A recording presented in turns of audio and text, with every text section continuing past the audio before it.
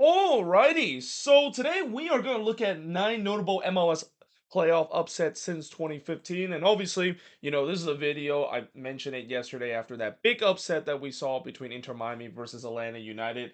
I was going to do a video like that, looking back at some of the more notable MLS playoff upset that we have seen since 2015. And speaking of the Inter Miami versus Atlanta game, we might as well just put that on that list. And even though I know this is not a ranking video, but this might as well be the biggest upset in terms of just really the playoffs in general. I mean, this was just not expected whatsoever, and that even heading into game number three, I mean, the script is basically saying that well, Inter Miami should have enough to overcome Atlanta United. Especially that's what I'm pretty sure the Apple TV CEO and even Don Gabbert was hoping that is the case. But Atlanta pretty much saw that script and just completely torn that script out of the window. And yeah, like I said, this is definitely a huge shock in terms of an upset. And as I mentioned before, and as many people have mentioned before, probably the biggest upset we have ever seen in terms of the MLS playoffs. It certainly was when you look at the points gap. This is the biggest points gap that we have ever seen a lower seed team able to upset a top tier team. So yeah, I mean, there's no doubt that this is going to be at number one list. But as I mentioned, this is not really a ranking. This is just kind of looking back at some notable upset that we have seen since 2015. So let us begin looking at the second big upset that we've seen.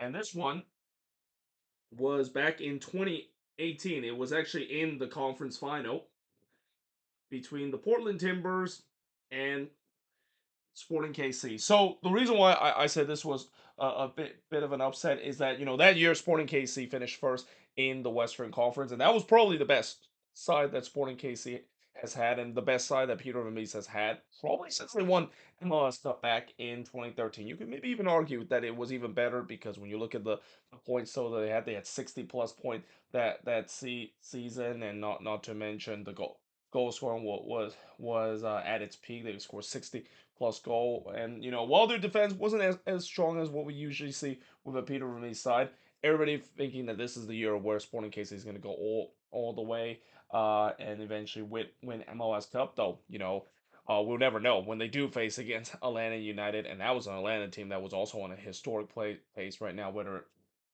not that they can beat them, but certainly they were able to beat the Portland Timbers, who again, they had no okay run heading into the playoffs. They were one of the middle seed, but heading into that second leg game after it was tied 0-0 at Providence Park, everybody would have thought that Sporting KC was going to get the job done, considering they were also a very good home team back in that season as well. But no, instead the Timbers caused the big upset. And I would say that maybe this kind of adds to the legacy of failure that Sporting KC has had ever since they won the cup in 2013. They have had so many of these opportunity to win themselves another cup since 2013, but they just haven't been able to do so. There's just been so much playoff futility ever since them winning that cup in 2013. And I would say that between this year and the one that they squandered just a couple of years ago. I think it was 2020. One that is. Those are going to be the year that Sporting KC fans will look back of. Man, these are supposed to be the year we should have won MLS Cup, but take nothing away to the Portland Timbers. What a year that they had, and unfortunately, ultimately they lost to Atlanta United. Again, the argument to I would also say is that while Sporting KC was a very good team, I don't know who they be able to stack up in the likes of Atlanta United, who was really good doing that season as well. And that this was part of when Atlanta was kind of the class of not only the Eastern Conference but just the league itself, and just kind of an example of what an expansion team coming out of the gate could and the piece of it that they of course set in the first couple of years. Now, looking at number three. I'm gonna go a little old school, and well, it's not really old school. This is since 2015, that is. But I'm gonna go with something that happened in 2017, and this, of course, involved the Houston Dynamo and the Portland Timbers. So as I mentioned, the Portland Timbers were at number two, was on the good end of an upset. Unfortunately, the next one is when they're on the part of the upset. And the reason why I say that is just like Sporting KC, Portland finished that season in first place. That was probably one of the best Portland Timber side we have seen in recent years, especially in the regular season as well, and facing against the Houston Dynamo team. And I know this Dynamo team had some good player as well. I mean, we will never forget the dynamic duo of Albert Valise and Ramel Kyoto, and not to mention they also have a very underrated number 9 in Mauro Manotes. But this was a Timber side that has some really good players. I mean, the likes of Darnas, Espria, Diego, Valeri, Diego Chara, and all those good Timbers player that was part of the core that brought them so much success in the regular season and even in the playoffs as well. You wouldn't expect the Houston Dynamo was able to knock them out, and especially with the way they're heading into the second leg on the road against the Portland Timbers. Portland, they have always been a very good home team, especially back then when they were making the playoffs consecutively. And the Dynamo was a team that was still struggling in terms of their road form. I mean, they're not like the Dynamo that we know nowadays that are much better on the road, but for whatever reason, they are not very good at home. So that was kind of a big stunner to see that the Dynamo was able to overcome that and move on into the Western Conference Final as well. And especially expectation heading into the playoffs, it was very little for this Houston Dynamo side. I mean, not a lot of people were thinking that this team would go really deep, similar to what I mentioned last year as well. I made a lot of reference to that 2017 teams when I talk about how the Dynamo made their Western Conference Final run last year as well, because it's very similar. Not a lot of team think that they could go very deep. They're kind of somewhat a dark horse kind of team, but not really a team that you would expect to make it to the Western Conference Final, and that's exactly what happened in 2017, just like they did last year as well. Now at number 4. It's got to be the Philadelphia Union versus New England. So this was back in 2020. This was the COVID shortened season, and there were definitely some big upset that we saw in the COVID shortened season. This was one of them, mainly because New England was the eight seed. They did play in the play-in game because back then in the COVID shortened season, the Eastern Conference actually had a play-in round where 10 teams, of course, made it, but they had a play-in round to decide who, of course, would play the number one seed in the Eastern Conference. And Philly just fresh off a Supporter Shield winning season, and I know the Supporter Shield curse might be something that we can make another video talk about and look at all the Supporter Shield winning team. What of course they it and whether if it's still a curse. But yeah, I mean they were facing against a New England team. I mean it was an upstar New England team. I mean they had some decent player with Carlos Hill and Adam Booksaw, but this was a Philly team that this was at the peak of when the Union has that good core player. I mean the likes of Gastak, well actually Carranza wasn't in there before, but also just so many good homegrown talent as well coming out of the Union Academy. This is kind of when the Union was almost at its peak. And not to mention, this was a game where they were playing at home too against New England. And that season when they were playing at home, they were 9-0 heading into that game. They have not lost or draw a single game during that stretch. So the fact that New England was able to come out there and was able to provide a big upset as well. And also, by the way, did I mention Adam Buxton? I don't know if he actually was on the team in 2020. I think it was the following year. I might be mistaken. A player that I know was definitely on that team was Gustavo Bo, and how good he provided that New England attack during that year. But yeah, just a really big surprise. And again, that was kind of the beginning of the new era that this Revs team has the core that they had that unfortunately now it's not really kind of a thing anymore. That main core that they have seems to have decimated in these last couple of years. But yeah, again, that was a year where the Union was expected to go deep. They weren't able to do so, and just kind of another add to the legacy of failure that the Union has had in the playoffs and failed to win a cup.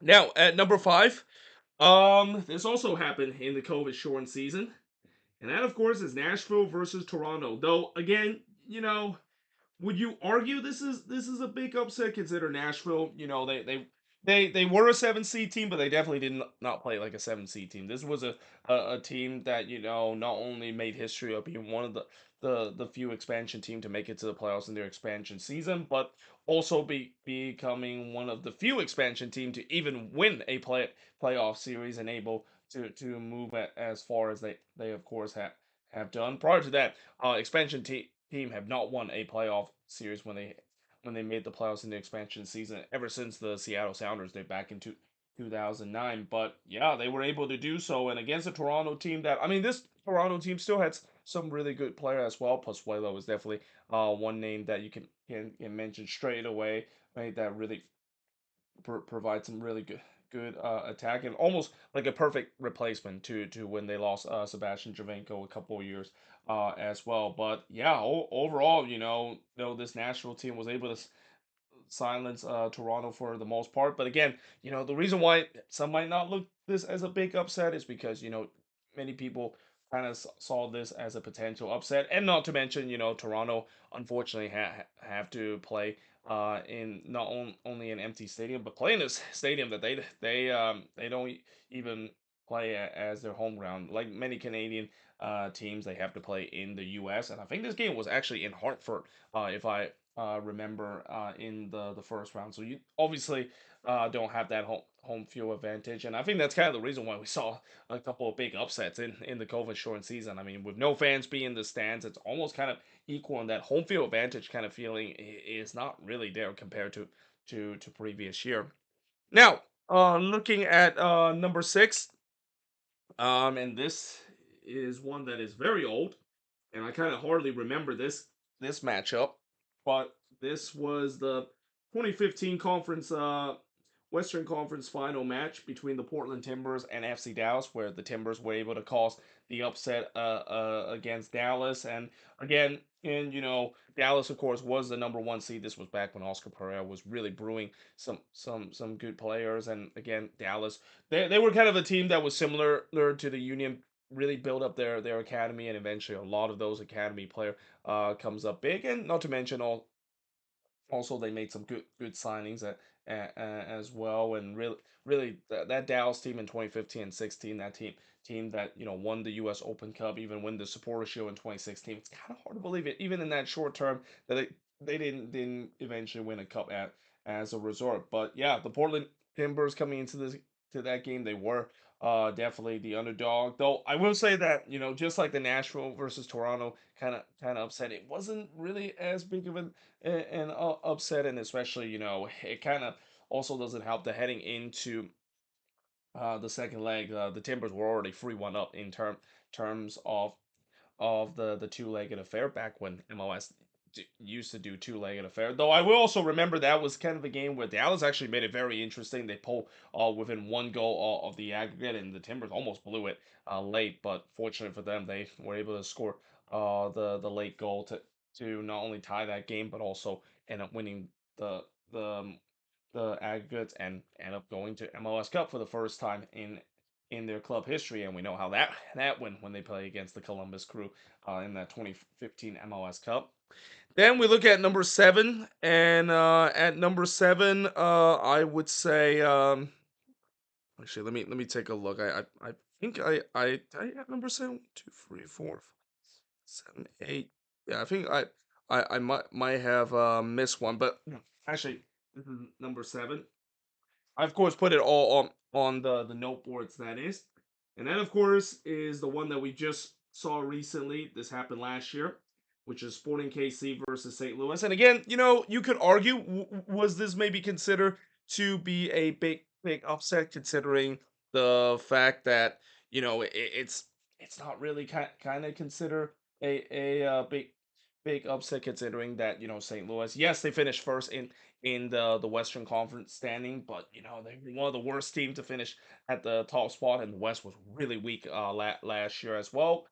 But still, they made history in terms of being not only one of the expansion teams to make it to the playoffs, but finish at the top of the standing. No expansion team has able to do so. And against the Sporting KC side, that seems like they had the momentum in the second half of the season, and St. Louis kind of falter. Again, you would expect that it's not as big of an upset as you would think it is, but it still is, considered we don't usually see an 8v be 1 seed getting upset, and especially I was really hoping that this big rivalry that we saw was going to go 3 games, but yeah, St. Louis kind of falter in the playoffs, and really the closest that St. Louis came to at least have a chance to win a game out of the best of 3 series was that second game when Cecilio Pompeo getting one back looked like he was going to set up a grandstand finish, but St. Louis unable to get that second goal to force a PK shootout and potentially win it to send the game back to City Park.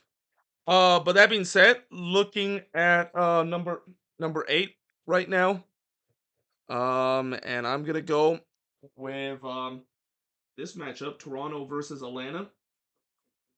This was the 2019 Eastern Conference Final as well. Again, you could argue maybe it's not really an upset because Toronto has been so good coming out of all those MLS cup that they have appear in the past couple of years. Though I will say that in the 2019 Toronto FC season, this was coming after a very disappointing 2018 campaign. But this was the second year where Atlanta, yes, they were definitely not playing that sexy kind of soccer that Tato Martino and that Atlanta team played in the first 2 seasons. But this was still a good team and a very defensive, organized team under Frank DeBoer in 2019, and many people thought that they would go back to MLS Cup as a result of it. But Toronto was able to cause the upset and also cause the upset at Mercedes-Benz Stadium as well. Again, they were Atlanta for the first couple of years when they were the old Atlanta. They were a team that was untouchable when they're playing at MBS. I mean, nowadays that's a little bit of a different story, unless of course it's the playoffs that is where they started to capture that old Atlanta vibes again. But yeah, this was a team that was really tough to beat at home, and the fact that Toronto, not many people favored that they were going to win that match, was able to do so and reach MLS Cup once again, and unfortunately set up a bit of an annoying MLS Cup because that was Toronto versus Seattle, and that was like the third time we've seen that matchup in the past 4 MLS Cup, kind of like the trilogy of the TFC versus Seattle kind of MLS Cup that people are kind of annoyed of seeing it, but eventually that of course doesn't happen again because neither of those teams have really come close to reaching MLS Cup despite making the playoffs ever since that. But yeah, I would say that was a pretty big upset, even though some might not say it is. Consider Toronto was still a really good team that is. Now at number 9, the last one, I'm gonna say it's RSL versus Seattle. And this was back in 2022, I believe. And this was the first round matchup. Now, obviously, we talk about RSL with that Cinderella run, and I made the comparison yesterday when I talked about Atlanta United, where they kind of give me a little bit of that 2022 RSL vibe, where a team that just sneaked into the playoffs and just go on an incredible run all the way to the conference final, and it's going to be determined whether or not if Atlanta United can do exactly that as well. But yeah, RSL did exactly lead that in 2022. They sneak into the playoffs thanks to Demir Krylak goal that won the game against Sporting KC that made them move on into the playoffs at the very final day of the season. And then in the game where they play against the Seattle Sounders, and the Sounders team was still decent and still a team that could go deep. But this was also the game that I remember. This was the David Ochoa villain game. So David Ochoa, I know. No, he is definitely been considered to be one of the villain in MLS and probably the peak in terms of the dark arts in terms of goalkeeper, and that everybody remember of what he did in the PK shootout, just kind of practicing those dark arts and really uh, kind of got in the head of those Sounders player, and eventually RSL was able to win the PK shootout. But what many people forgot about that game is that Seattle was able to hold RSL to no shots at all in the entire game, and that includes extra time as well. And the RSL actually becomes the first team ever to have to register 0 shot and still able to win a match as well. I mean, it has happened been in the last couple of times where we have seen a team register exactly 0 shots and they were able to get a draw. I think one game I remember that was the case was there was a couple years in a regular season match when NYCFC played against DC. DC was held to just zero shot, but they still got a draw because it was a nil-nil draw. That is, I mean, I didn't think that I was going to see that happen again. Well, that's exactly what happened. I mean, it's quite crazy, and in some way, it's also kind of a little bit ironic the fact that Seattle would get eliminated after holding to exactly zero shots in the entire game. Because if you remember back in 2016 when Seattle won that MLS Cup, their first ever MLS Cup, they had zero shots on target in that game at, as well against Toronto, and they were able to prevail in the PK shootout as a result. And it feels like in this game, it's kind of a little taste of their own medicine now that they unfortunately forced the opposition to no shots for the entire game, only to lose in the PK shootout because the other opposition goalkeeper just decided to play the arts and show incredible amount of gamesmanship that really carried that RSL team into the next round. And you could even argue that that next round game against Sporting KC could also be a big upset of themselves, considering that was also a year where Sporting KC were expected to go deep and had the opportunity to reach MLS Cup for the first time since 2013.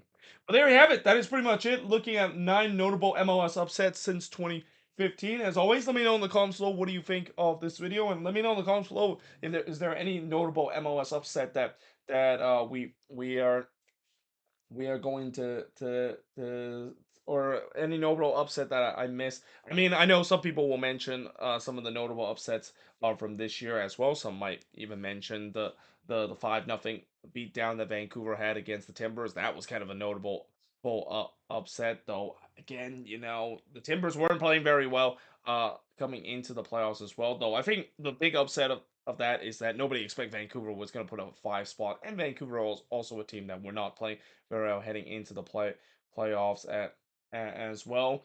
Also, you could also mention Cincinnati losing to NYCFC. That maybe could be a bit of an upset, though. Again, Cincinnati hasn't really been playing well at all. And then I also have hear people say that Minnesota beating RSL, that's considered an upset, even though I don't think that is the case consider. I think that was kind of the game where if there was a game where the lower seed will definitely get the better of the higher seed in this playoffs, that was probably the game that is the case. But like I said, hope you guys enjoyed this video. If you do, make sure you guys leave a like, smash the subscribe button, and yeah, I of course will see you guys next time.